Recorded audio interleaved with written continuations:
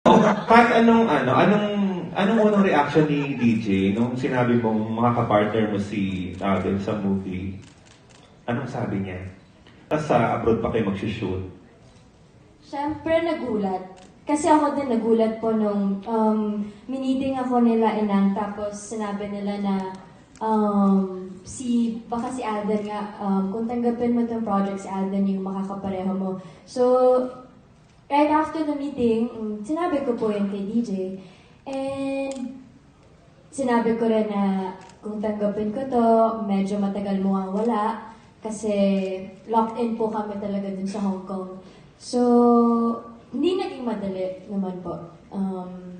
Mahirap para sa amin pareho kasi for 6-7 years kami magkasama sa trabaho. So, kahit nagtatrabaho kami abroad, okay, kasi kayo yung magkasama eh.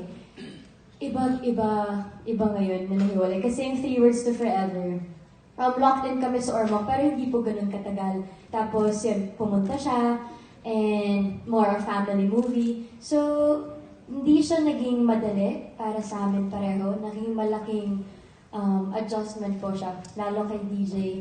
Pero hindi siya nagkulang sa suporta. Na dun ko siya lalong na-appreciate kasi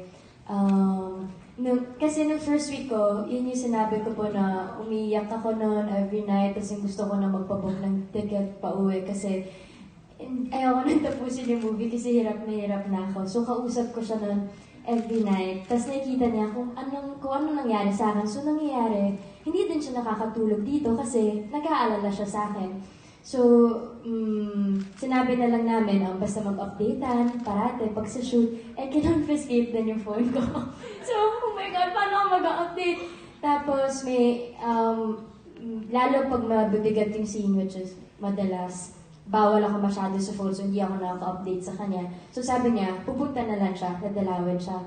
And nung pumunta siya, medyo heavy scene po nun. So, ginawa nila, tinago siya sa akin. So, hindi ulit kami muna nagkita.